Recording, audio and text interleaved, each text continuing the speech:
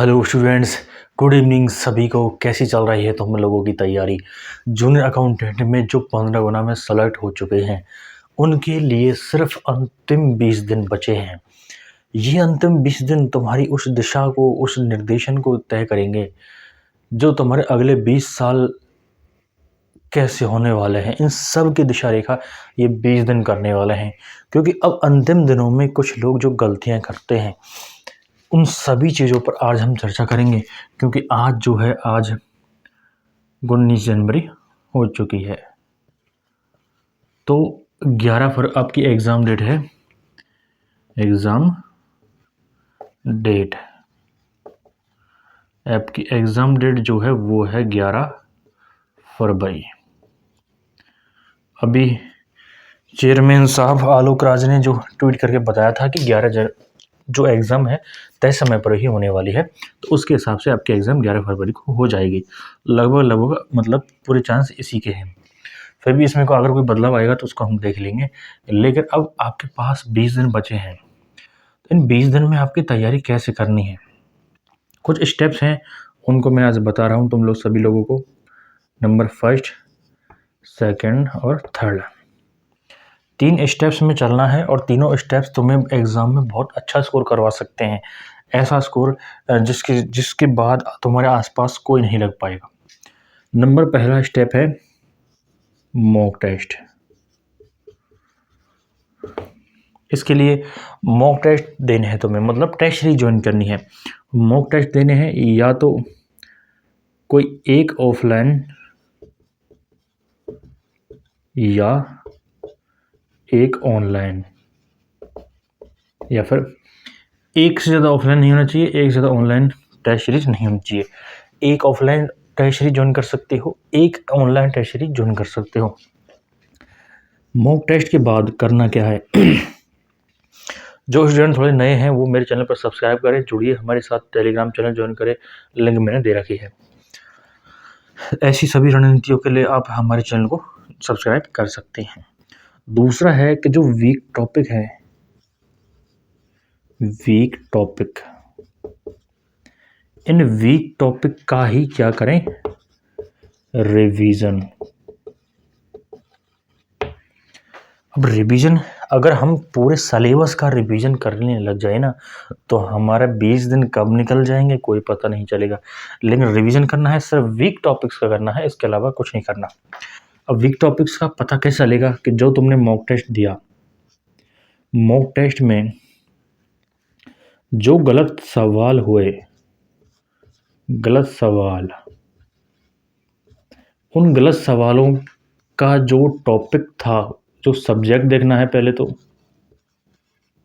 फिर इसके बाद उसका टॉपिक देखना है। कैसे कि अगर साइंस में तुम पीछे गलत हुआ है एक सवाल, तो यहाँ पर सब्जेक्ट लिखनी है आपको साइंस। टॉपिक जैसे कि आपका एसिड बेस वाला में से गलत हुआ है या फिर वो धातु अधातु वाले में से गलत हुआ है, तो उस टॉपिक को लिखना है। अब उस धातु और अधातु, फॉर एग्जांपल धातु वाला जो चैप्टर है इसका ही रिवीजन करना है, न कि पूरी साइंस का करना है। जीके में अगर ज्योग्राफी से गलत हुआ है तो यहाँ पर ज्योग्राफी लिखनी है। ये डाटा खुद को तैयार करना है।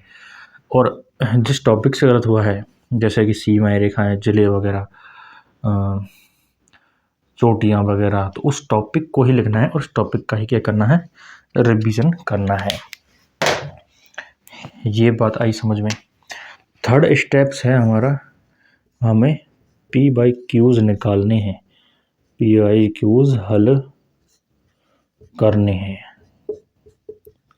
इन PYQs के लिए आपको कहाँ जाना है, मेरे टेलीग्राम चैनल पर जाना है। टेलीग्राम चैनल मेरा ज्वाइन करो, वहाँ पर आपको सारी चीज़ें मिल जाएगी। PYQs डाल दी है मैंने, इस पे MCQs भी डाल दिए हैं जो भी टॉपिक वाइज विज्ञान के, बहुत गजब MCQs हैं, सब कुछ मिल जाएगा तुम लोगों के लिए वहाँ पर जाओगे तो। ये सारी चीज़ें मैंने खुद ने उपलब्ध करवाई हैं सभी स्टूडेंट के लिए, और मैंने अपना व्हाट्सएप नंबर भी दे रखा है। किसी भी स्टूडेंट को कोई भी प्रॉब्लम हो तो इस नंबर पर आप मैसेज कर सकते हैं, 9462180889। इस नंबर पर आप पोलाइटली मैसेज कर सकते हैं। या फिर टॉपिक वाइज जो भी MCQs आपको चाहिए वो यहाँ पर भी मिल जाएंगे। वैसे टेलीग्राम पर भी डाल दिए, लेकिन यहाँ पर भी मिल जाएंगे। ठीक है, ये थी आज की पूरी जानकारी। अब हम देखते हैं कि 20 दिन, अगर जो इन 20 दिनों में कमज़ोर पड़ गया वो सेलेक्ट नहीं होने वाला। इन 20 दिनों में आपको स्टडी करनी है, लेकिन उस स्टडी के आगे एक शब्द लगा देना है, स्मार्ट स्टडी। स्मार्ट स्टडी कैसे होगी, जो मैंने ये स्टेप्स बताए हैं। इनके अलावा भागोगे इधर उधर पूरे सिलेबस को, एक कंप्लीट सिलेबस का अगर तुम रिवीजन करोगे, पूरे सिलेबस का रिवीजन नहीं करना है, जो गलत आ रहे हैं या फिर जो वीक टॉपिक हैं उसी का रिवीजन करना है, तो इसे हम बोलते हैं स्मार्ट स्टडी। अब ठंड बहुत ज़्यादा हो चुकी है, कोल्ड। ऐसी ठंड में जो घबरा गया वो समझो अपने सिलेक्शन से बाहर हो गया। उसमें घबराने वाली कोई बात है नहीं। जितनी ठंड है जोश बनाए रखो बस अपने अंदर। ऐसी कोई सी प्रॉब्लम नहीं है जो हमसे बड़ी हो इस दुनिया में, सिर्फ हम बड़े हैं। हमारे जज्बे, हमारे जोश के आगे कोई बड़ा नहीं है। बस जिसके अंदर ये चीज़ फीलिंग आ गई ना एक बार कि मैं कर लूँगा, बस मुझे कोई नहीं रोक सकता, तो ये मेरी गारंटी है, उसको ना तो कोई ठंड असर करेगी, ना किसी की बातें असर करेगी, कोई कुछ असर नहीं करेगा। टारगेट अच्छा लेकर चलो, 600 से ऊपर का टारगेट लेकर चलो, और भी मैं तो ये कहता हूँ कि 650 का टारगेट लेकर चलो, 600 या 650 का टारगेट लेकर चलो।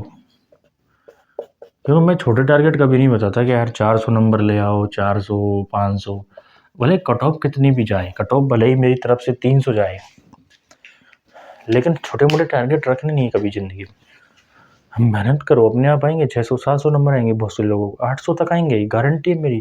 कुछ स्टूडेंट ऐसे होने वाले हैं जिनके बहुत टॉप करेंगे वो, लेकिन फिर भी 700 800 नहीं तो कम से कम 600 का टारगेट तो रख सकते हो। 600 का टारगेट रखोगे तब जाके तुम्हारे 550 के आसपास आएंगे नंबर। जो स्टूडेंट्स कमेंट्स करते हैं कि 400 पे सिलेक्शन हो जाएगा, 500 पे हो जाएगा, हमारी तो कैटेगरी अलग है, रिजर्व वाले हैं, हमारा तो 550 पे हो जाएगा, भाई तुम इन चीज़ों में उलझ जाओगे।